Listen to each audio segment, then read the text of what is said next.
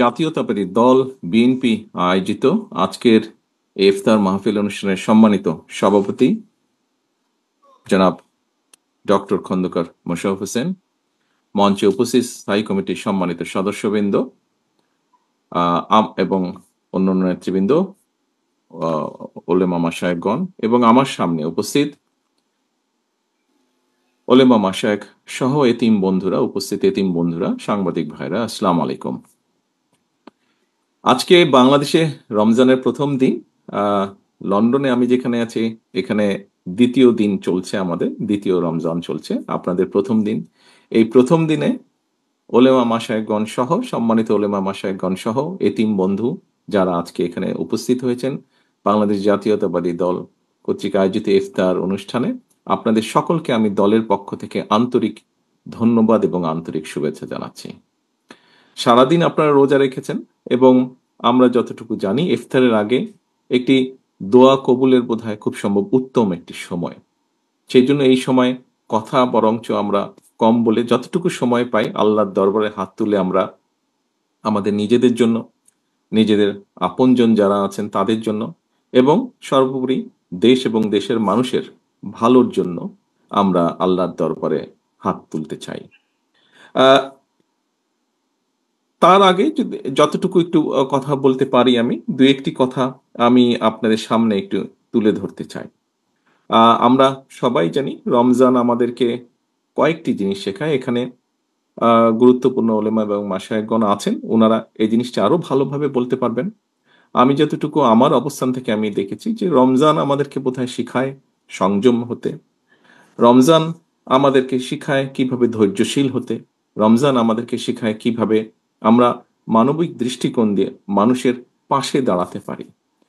শুধু বোধহয় মানুষই নয়, আল্লাহর সৃষ্টি, প্রতিটি সৃষ্টির পাশে যাতে আমরা, যেহেতু আল্লাহ আমাদেরকে মানুষ সৃষ্টি সেরা জীব হিসাবে সৃষ্টি করেছেন, আমাদের দায়িত্ব নিশ্চয়ই প্রকৃতির যা কিছু আছে, যা যা আল্লাহর সৃষ্টি, সবই আল্লাহর সৃষ্টি, আমাদের আশেপাশে যা আমরা দেখি, যা আমরা যতটুকু জানি, সেই সৃষ্টিকে যতটুকু সম্ভব সৃষ্টির পাশে দাঁড়ানো, সেটিকে রক্ষা করা বা সেটিকে সহযোগিতা করা, সেটিকে যত্ন নেওয়া। সোজা কথা, রক্ষা আল্লাহ করবেন আল্লাহ সৃষ্টিকে, সেটিকে যত্ন নেওয়া, এটি আমাদের রমজান আমাদেরকে শেখায়।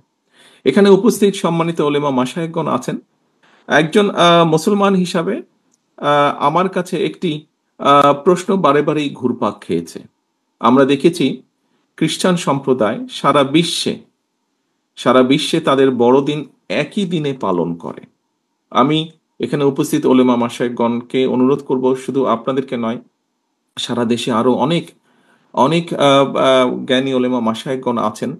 আমরা চিন্তা করে দেখতে পারি কিনা, আমরা আলোচনা করে দেখতে পারি কিনা যে বাংলাদেশের মানুষ সারা বিশ্বের মানুষের সাথে একই দিনে আমরা একসাথে রোজা এবং ঈদ পালন করতে পারি কিনা, বিজ্ঞানের যুগে এটি করা সম্ভব কিনা, কোনো উপায় আছে কিনা, এই বিষয়টি আপনাদেরকে আমি চিন্তা করার জন্য অনুরোধ করব। আমরা আলোচনা শুরু করার আগেই একটি আয়াত শুনছিলাম কোরআনে, এবং সেই আয়াতের মূল বৈশিষ্ট্য হচ্ছে যে আমরা মানুষকে, আমাদের আশেপাশে যত আমাদের সহকর্মী, পরিবার, আত্মীয় স্বজন, বন্ধু বান্ধব যারাই আছেন, তাদেরকে সৎ কাজের জন্য উৎসাহ দেওয়া এবং অসৎ কাজে নিরুৎসাহিত করা। প্রিয় উপস্থিতিবৃন্দ, আমার মনে হয় এটি আমরা যদি করতে সক্ষম হই, যতটুকুই, যার যতটুকু অবস্থান থেকে যতটুকু আমরা করতে সক্ষম হই না কেন, তাহলে আমরা আমাদের যে প্রত্যাশিত সমাজ, আমাদের যে প্রত্যাশিত দেশ, এরকম একটি সমাজ এবং দেশ ধীরে ধীরে পর্যায়ক্রমিকভাবে গড়ে তুলতে সক্ষম হব। রমজানের এই দিনে, প্রথম রমজানের এই দিনে আমরা আল্লাহর দরবারে আবারও হাত তুলি। আসুন আল্লাহর দরবারে হাত তুলে আমরা নিজেদের জন্য, নিজেদের বাবা মা, আত্মীয় স্বজন, এখানে আমাদের এতিম বন্ধু যারা এসেছে, তারা যেই আপনজনকে হারিয়েছে, তাদের সকলের জন্য হাত তুলে আল্লাহর দরবারে আমরা দোয়া চাই। আল্লাহর দরবারে আমরা দোয়া চাই আমাদের এই যে প্রিয় মাতৃভূমি, যেটি আমাদের প্রথম এবং যেটি আমাদের শেষ ঠিকানা, সেই মাতৃভূমিকে যেন আল্লাহ একটি রহমত দেন, যে রহমতের কারণে আমরা প্রতিটা মানুষ, এই দেশের প্রতিটা মানুষ যাতে শান্তিতে আমরা থাকতে পারি, সেই রহমত যাতে আল্লাহ দেন, সেই এটা তার জন্য আমরা আল্লাহর দরবারে হাত তুলে দোয়া চাই। এই বলেই আমি আমার বক্তব্য শেষ করছি। আল্লাহ হাফেজ। বাংলাদেশ জিন্দাবাদ, বাংলাদেশ জাতীয়তাবাদী দল।